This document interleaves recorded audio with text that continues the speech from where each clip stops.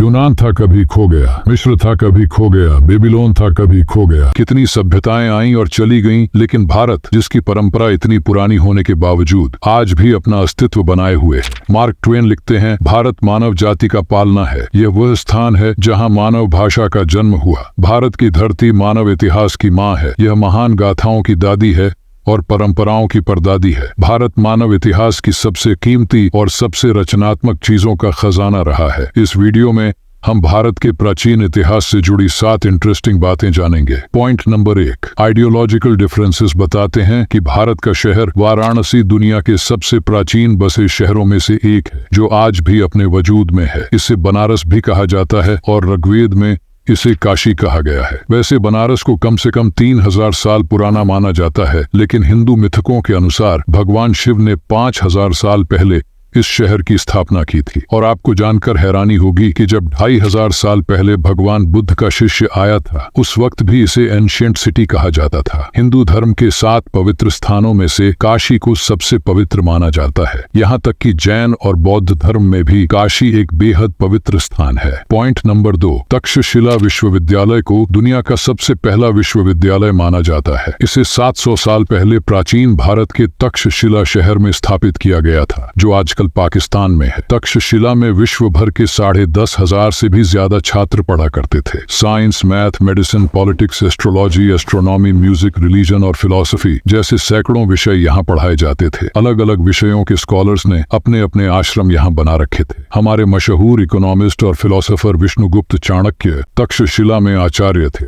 चीनी यात्री फाहियान ने 5वीं सदी की शुरुआत में भारत की यात्रा के दौरान तक्षशिला का भी जिक्र किया था। 7वीं सदी ईसा पूर्व से लेकर 5वीं सदी तक तक्षशिला का यह महान विश्वविद्यालय फला फूला, लेकिन 6ठी सदी में विदेशी हमलावरों ने इसे पूरी तरह नष्ट कर दिया। पॉइंट नंबर 3, शिक्षा के मामले में आज भारत भले ही दुनिया के बहुत से देशों से पीछे हो, लेकिन एक समय था जब भारत का नालंदा विश्वविद्यालय उच्च शिक्षा के लिए दुनिया का सबसे महत्वपूर्ण केंद्र हुआ करता था। नालंदा तक्षशिला से भी अधिक संगठित विश्वविद्यालय थी। कोरिया, जापान, चीन, तिब्बत, इंडोनेशिया, फारस और तुर्की जैसे देशों से छात्र यहाँ पढ़ने आते थे।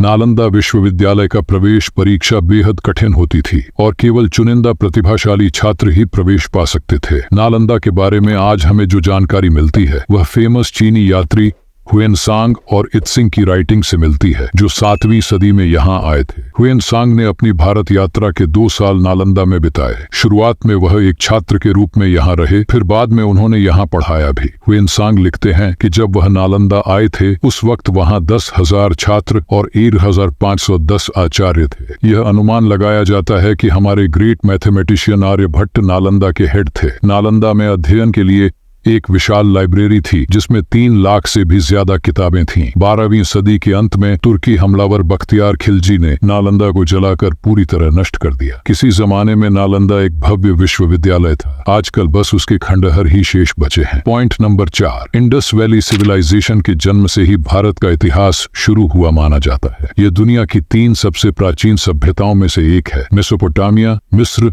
और इंडस वैली सिविलाइजेशन। अगर इसे मेसोपोटामिया और मिस्र की सभ्यताओं से कंपेयर करें तो इंडस वैली सबसे ज्यादा व्यापक सभ्यता थी। अगर इंफ्रास्ट्रक्चर और टाउन प्लानिंग की बात करें तो इंडस वैली सिविलाइजेशन उस समय के लिए एक बेहद एडवांस सभ्यता थी। सिंधु घाटी सभ्यता के बारे में यह माना जाता है कि यह सभ्यता 300 ईसा पूर्व से लेकर 1300 ईसा पूर्व तक अस्तित्व में थी, लेकिन नई खोजों से यह पता चलता है कि यह सभ्यता कम से कम 8000 साल पुरानी हो सकती है। 1920 तक हमें इस सभ्यता के बारे में कुछ भी नहीं पता था। 1922 में जब भारतीय पुरातत्व विभाग ने इंडस वैली में खुदाई की, वहां इस सभ्यता के 2 पुराने शहरों मोहनजोदड़ो और हड़प्पा के अवशेष मिले। इसके बाद ही हमें इंडस वैली सिविलाइजेशन के बारे में पता चला। मोहनजोदड़ो और हड़प्पा दोनों साइट्स अब पाकिस्तान में हैं। सिंधु घाटी सभ्यता के बारे में अभी तक बहुत ही कम जानकारी मिल पाई है और बहुत से प्रश्नों का उत्तर मिलना अभी बाकी है। पॉइंट नंबर 5, शून्य का आविष्कार भारत में हुआ था। 2 महान भारतीय गणितज्ञ ब्रह्मगुप्त और आर्यभट्ट को शून्य का आविष्कार करने का श्रेय दिया जाता है और जिन्हें आज दुनिया अरबी न्यूमेरल्स कहती है, उनका आविष्कार अरब में नहीं हुआ था बल्कि 6वीं और 7वीं सदी में इनको भारतीय गणितज्ञों ने इन्वेंट किया था। अरब और फारस के लोग इनको हिंदू न्यूमेरल्स कहते थे। अल ख्वारिज़मी, जो कि फारस के गणितज्ञ थे, उनकी राइटिंग के जरिए यह भारतीय न्यूमेरल सिस्टम यूरोप तक पहुंचा था और इसलिए बाद में यूरोपियंस इनको अरेबिक न्यूमेरल्स कहने लगे थे। आइंस्टीन लिखते हैं, हम भारतीयों के बहुत आदरणीय हैं जिन्होंने हमें गिनती करना सिखाया, जिसके बिना कोई भी सार्थक वैज्ञानिक खोज नहीं की जा सकती थी।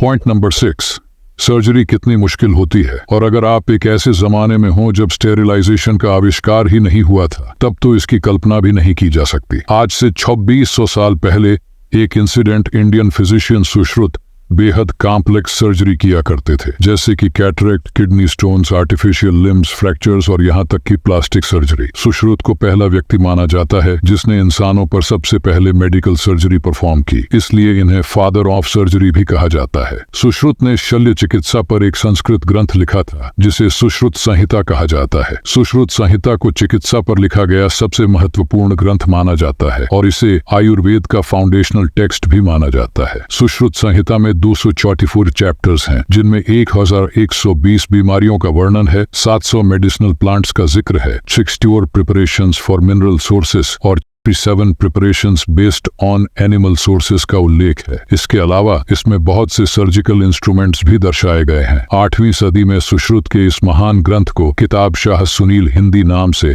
अरबी भाषा में भी ट्रांसलेट किया गया था। एक और महान भारतीय चिकित्सक महर्षि चरक थे जो सुश्रुत के बाद और उनसे 200 साल पहले हुए थे। उनकी शिक्षा तक्षशिला में हुई थी। महर्षि चरक को पहला फिजिशियन माना जाता है जिन्होंने पाचन, मेटाबॉलिज्म और इम्यूनिटी के कंसेप्ट को सामने रखा। महर्षि चरक की मेडिकल ट्रैक्टर्स चरक संहिता को आयुर्वेद की इंसाइक्लोपीडिया माना जाता है। पॉइंट नंबर 7, यदि हम भारत के इतिहास में झांकें तो वह बेहद प्रभावशाली नजर आता है। ब्रिटिश शासन से पहले भारत दुनिया के सबसे अमीर देशों में शुमार हुआ करता था या संभवतः सबसे अमीर देश था।